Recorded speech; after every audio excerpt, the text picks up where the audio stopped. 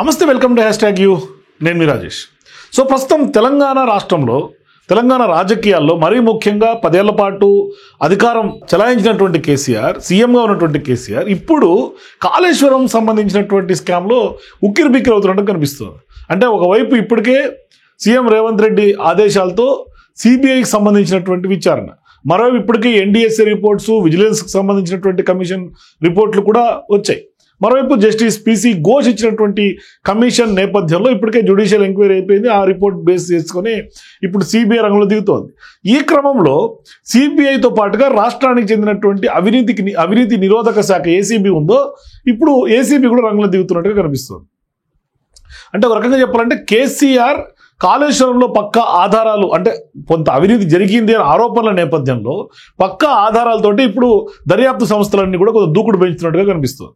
అంటే ఏదైతే కాళేశ్వరం సంబంధించినటువంటి అతిపెద్ద బాహుబలి ప్రాజెక్టుగా బీఆర్ఎస్ చెప్పుకుంటుందో, ఆ ప్రాజెక్టుకు సంబంధించి మేడిగడ్డ, అన్నారం, సుందిల్ల ఈ మూడింటికి సంబంధించి ఇప్పటికే ఆ పిల్లర్లు కుంగిపోవటం, దానికి సంబంధించి ఎన్డీఎస్సీ రిపోర్ట్ రావటం, ఆ ఎన్డీఎస్సీ రిపోర్ట్ బేస్ చేసుకుని విజిలెన్స్ ఎంక్వైరీ జరగటం, అట్లాగే ఇప్పుడు ఈ అన్ని క్రోడీకరించి ఈ విచారణల తర్వాత జస్టిస్ పిసి ఘోష్ యొక్క కమిషన్ కూడా అసెంబ్లీలోనే కాన్స్టిట్యూట్ చేయటం, ఆయన జ్యుడిషియల్ విచారణ అఫీషియల్గా జరిపారు.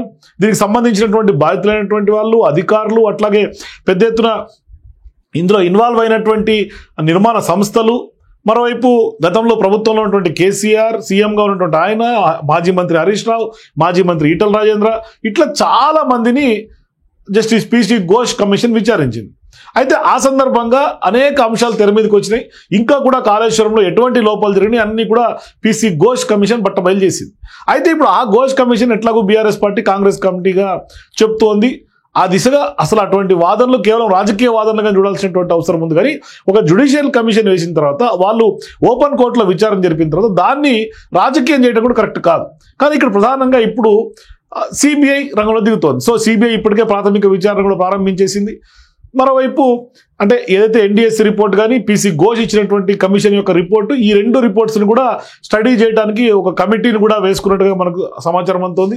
మరోవైపు ఇప్పుడు ఈ ప్రాథమిక విచారణ తర్వాత కొంత వాళ్లకు ఈ రిపోర్ట్స్ బేస్ చేసుకొని వాళ్ళు కొంత కూలంకుషంగా ఇన్డెప్త్గా కొంత స్టడీ చేసిన తర్వాత, ఆ స్టడీ తర్వాత కొంత వాళ్ళకు ఆధారాలు, వాళ్ళకు కొంత లూప్ హోల్స్ దొరికితే స్పష్టంగా దాని మీద ఎఫ్ఐఆర్ నమోదు చేసే అవకాశాలు సిబిఐ నుంచి ఉంటుంది.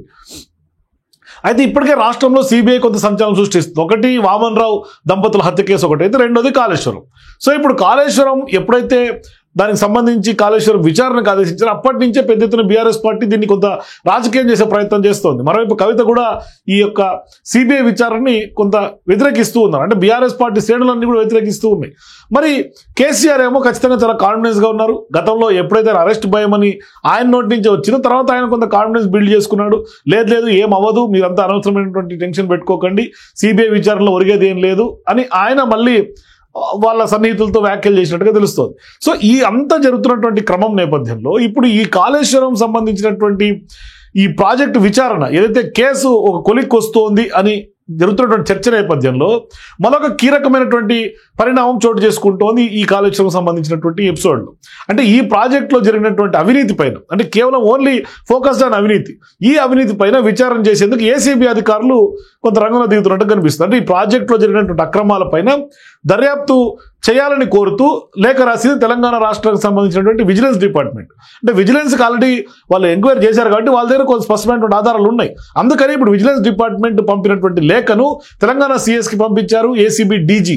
సో ఇప్పుడు తెలంగాణ ప్రభుత్వం నుంచి అనుమతి రాగానే ఏసీబీ కూడా కొంత విచారణ ప్రారంభించే అవకాశాలు ఉంటాయి. అంటే గతంలో ఇదే కాళేశ్వరం ప్రాజెక్టులో కీలకంగా వ్యవహరించినటువంటి ఈఎన్సీ కానీ లేకుంటే ఇరిగేషన్ శాఖ అధికారులు కూడా వాళ్ళ వద్ద భారీగా నగదు ఉన్నట్టుగా ఏసీబీ అధికారులు గుర్తించారు. అట్లాగే ఏసీబీ విచారణ కనుక ఇన్డెప్త్గా చేపడితే చాలా వరకు ఆర్థిక అక్రమాలు కూడా కాళేశ్వరంలో జరిగాయి, అవన్నీ కూడా వెలుగు చూసే అవకాశాలు ఉన్నట్లుగా స్పష్టంగా విజిలెన్స్ అధికారులు అంచనా వేస్తున్నారు. అందుకని ఇప్పుడు విజిలెన్స్ బేస్ చేసుకుని వాళ్ళు అంచనా వేసినటువంటి ఆ నేపథ్యంలో వాళ్ళు చేస్తున్నటువంటి సిఫార్సు మేరకు ఇప్పుడు ఏసీబీ రంగంలో దిగుతోంది. అంటే గతంలో ఇదే కాళేశ్వరం శామ్లో పనిచేసినటువంటి ఇరిగేషన్ అధికారులు ఇద్దరు పెద్ద ఎత్తున కోట్లాది రూపాయల నగదు, కోట్లాది రూపాయల ఆస్తులు, పెద్ద ఎత్తున బినామీ బినామీ పేర్లతో ఆస్తులన్నీ కూడా వాళ్ళ వ్యవహారం బండారు బట్టబయలేదు.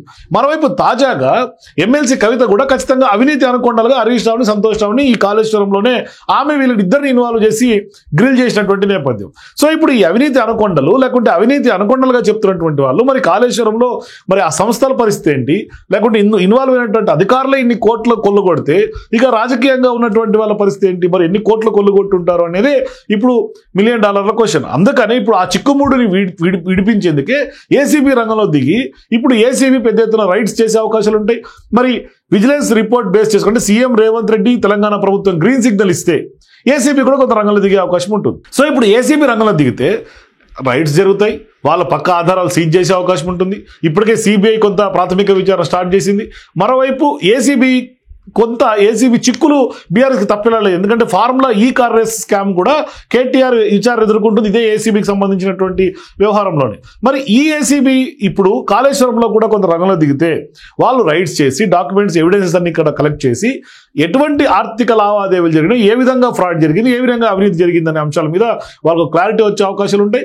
ఓవరాల్గా ఇప్పుడు ఏసీబీ కూడా రంగంలో దిగితే ఖచ్చితంగా ఈ మొత్తం కాళేశ్వరం ఎపిసోడ్లో ఒకవైపు సిబిఐ, మరోవైపు ఏసీబీ, మరోవైపు ఇప్పటికే vigilance, NDSA, PC Ghosh commission ఎట్లాగా ఉండే ఇట్లా ఎంటైర్ అన్ని వైపుల నుంచి కేసీఆర్ని గ్రిల్ చేస్తున్నటువంటి పరిస్థితి కనిపిస్తుంది. అంటే పీసీ ఘోష్ ఓపెన్ కోర్టు అట్లాగే ఎన్డీఎస్ఏ, విజిలెన్స్ అన్ని అయిపోయినప్పటికీ కూడా ఇప్పుడు ప్రధానంగా సీన్లో మాత్రం ఏసీబీ, సిబిఐ రెండు దర్యాప్తు సంస్థలు, ఒకటి రాష్ట్రానికి ఇంకోటి కేంద్రానికి సంబంధించినటువంటి దర్యాప్తు సంస్థ. సో రెండు దర్యాప్తు సంస్థలు కూడా ఇప్పుడు రంగంలో దిగితే కేసీఆర్ నిట్టనిలో మునిగిపోవడం ఖాయంగా కనిపిస్తుంది కాళేశ్వరం స్కామ్లో.